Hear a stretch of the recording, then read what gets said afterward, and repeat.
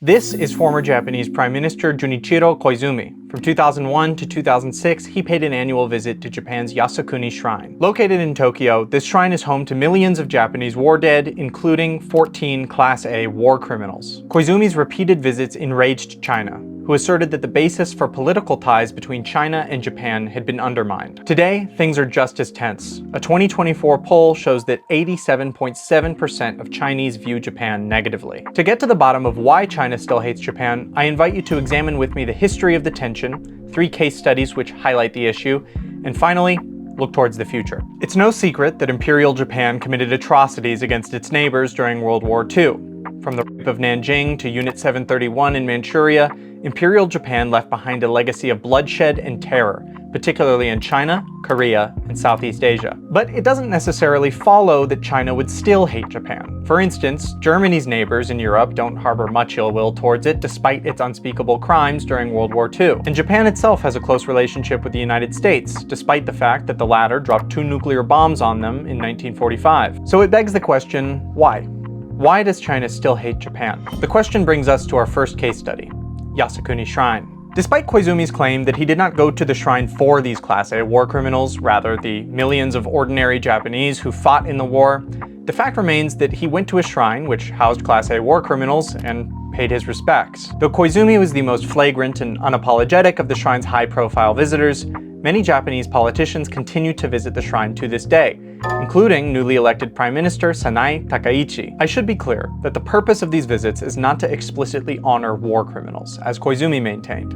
but it is not necessary that the shrine honor these individuals. The fact that it does, and the fact that Japanese politicians continue to visit the shrine, clearly strains the relationship between Japan and China, as China suffered greatly at the hands of Imperial Japan during World War II. But the shrine is emblematic of a larger issue. In China and Korea especially, there is a distinct feeling that Japan has not done enough to atone for or acknowledge its past sins.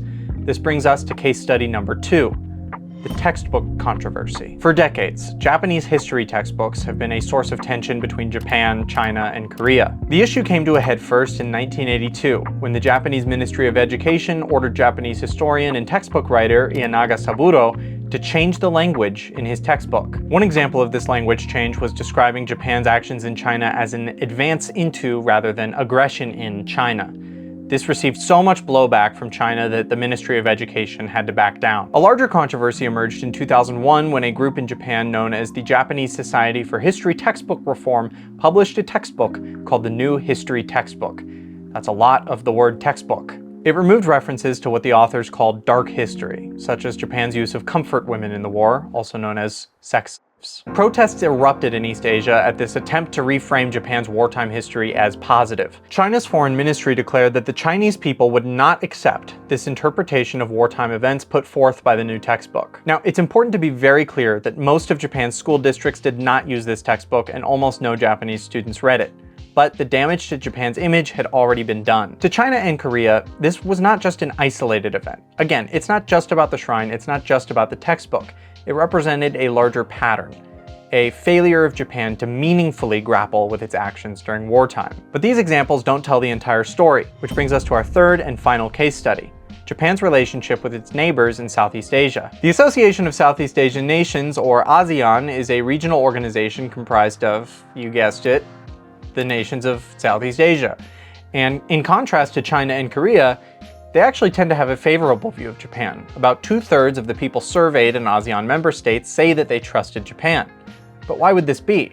Because while Japan did invade and colonize Southeast Asia for a comparatively shorter amount of time than they did in China or Korea, it was no less brutal, and millions of people died across places like the Philippines and Indonesia. Well, the answer is that Southeast Asia did hate Japan for a long time, decades. But in 1977, Japanese Prime Minister Takeo Fukuda went to the region and gave a speech outlining a new idea for Japanese engagement in the region, known today as the Fukuda Doctrine. The Fukuda Doctrine emphasized 3 pillars: Japan's continued renunciation of its role as a military power in the region, its focus on heart-to-heart or people-to-people relationships, and finally, its acceptance of Asian states as equal partners, which was a marked shift from Imperial Japan's ambitions to lead Asia. Now, of course, this was initially met with skepticism, given Japan's history in the region. But over time, Japan made it clear through its actions that it sought to meaningfully rebuild trust that had been lost during World War II. This is to some degree, though of course not to the same extent, the same way that Germany rebuilt trust with its neighbors after World War II.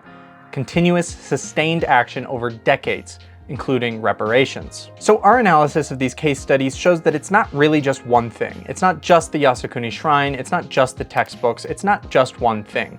It's a combination of factors that has worsened the relationship between China and Japan in the decades after World War II. The tense relationship between the two was not necessarily inevitable, as the Southeast Asia case demonstrates. But no equivalent for Japan's Fukuda Doctrine exists for China. There was no sustained effort to rebuild trust. I think there's a misconception that Japan has never apologized for anything that it did during World War II, which is not necessarily true.